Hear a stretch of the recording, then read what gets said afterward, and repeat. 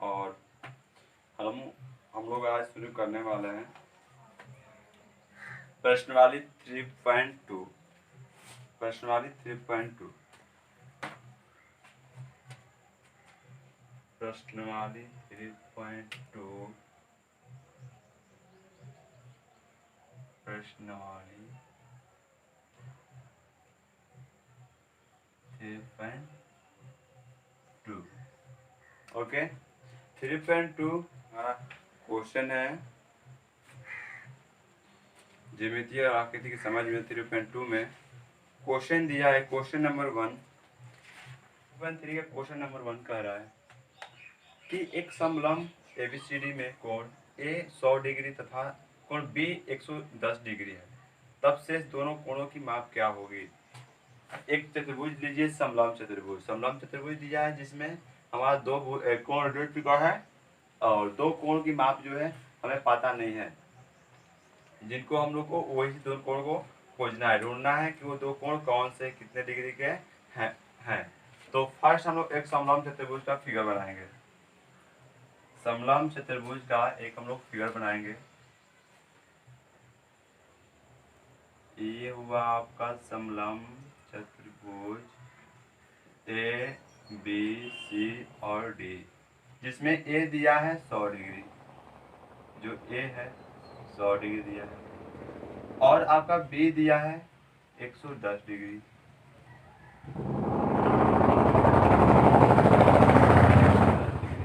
हमें पता करना है C और D।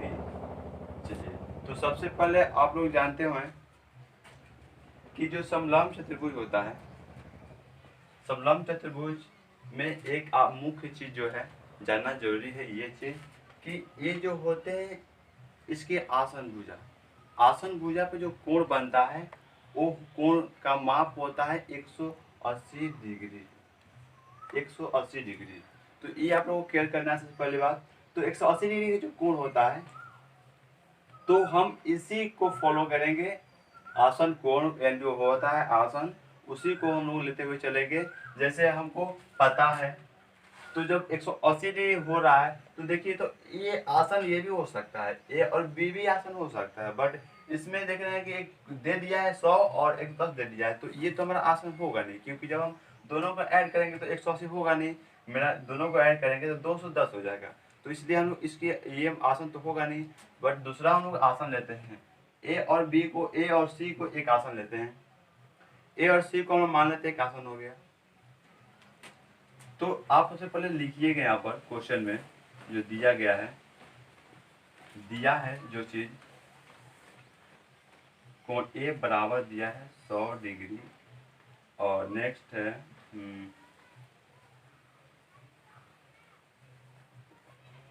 और कोण बी बराबर दिया है 110 डिग्री। ओके, तो 100 डिग्री हो गया, ए हो गया, बी हो गया 110 डिग्री। अब आते हैं क्वेश्चन पे। तो यहाँ पर एक चीज आप लोग लिखिएगा, अभी आप लोग बताएं कि आसन जो कोण होता है वो क्या होता है। हाँ, तो चलिए जो हम लोग जानते हैं तो आप लिखिएगा सॉरी, हम जानते हैं कि समलंब चतुर्भुज भुज के आसन कोण यानी कि संपूरक होते हैं, यानी 180 डिग्री, 180 डिग्री होते हैं। अब क्वेश्चन पे आते हैं, जो क्वेश्चन कह रहा है, क्वेश्चन सब लेते हैं प्रश्न से।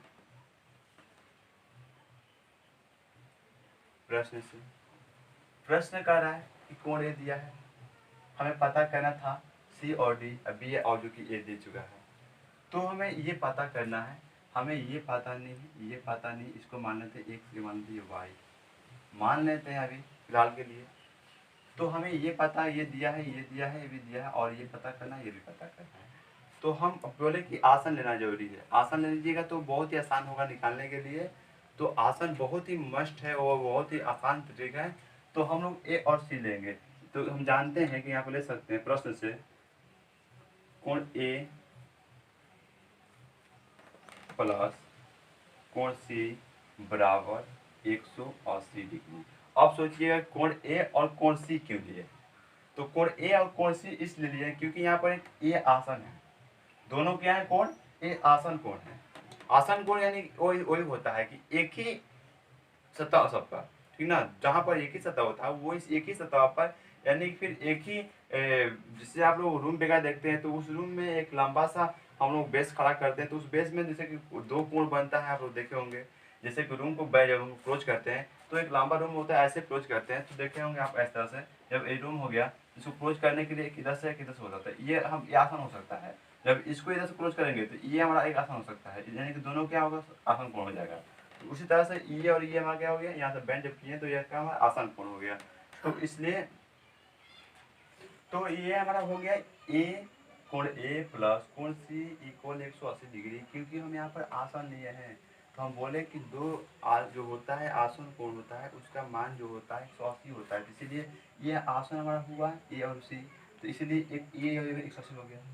अब हमारा जो ए का वैल्यू है, कोण ए का मान दिया है यहाँ पर 100 डिग्री, कोण ए बराबर 100 डिग्री प्लस कोण सी बराबर नथिंग, यानी कुछ नहीं है। तो हम सी छोड़ देते हैं।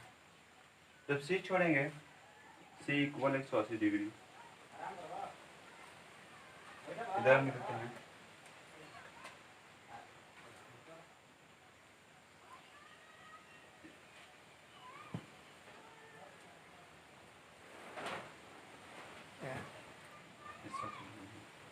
ये आपको एक चीज पढ़े होंगे कि वेरिएबल और कांस्टेंट में पढ़े होंगे कि ये कांस्टेंट जो होता है एक तरफ रहता है और वेरिएबल जो है एक साइड रहता है। तो वही हम लोग यहाँ पर उसको फॉलो करेंगे, वेरिएबल को एक साइड, कांस्टेंट को एक साइड। तो हमारा सी यहाँ पर क्या है, एक वेरिएबल नंबर है, तो वेरिएबल को हम लोग सी को छोड़ देंगे इधर, इस कांस्टेंट को उधर के जाएंगे, यानी कि 180 माइनस इधर प्लस में जाता माइनस में हो जाएगा, यानी कि 100 ठीक है। अब आपको c इक्वल 180 माइनस 100 यानी कि 80 क्या हो गया, 80, यानी कि इसलिए क्या हो गया हमारा c बराबर 180 डिग्री हो गया, यहाँ डिग्री हो गया। ये हमको पता हो गया, क्या पता हो गया, हमारा c पता हो गया, हमारा c पता हो गया और c डिग्री है। चलिए देन अब नेक्स्ट डी, कोण डी को पता करना है। तो कोण डी भी हम उसी तरह लेंगे जैसे हम यहाँ पर कोण ए और कोण सी जो लिए थे आसान लिए थे, उसी तरह कोण डी को भी लेना है। तो हम इसे मिटा रहे हैं, तो इसे आप लोग नोट करना तो नोट कर सकते हैं, वीडियो कर सकते हैं।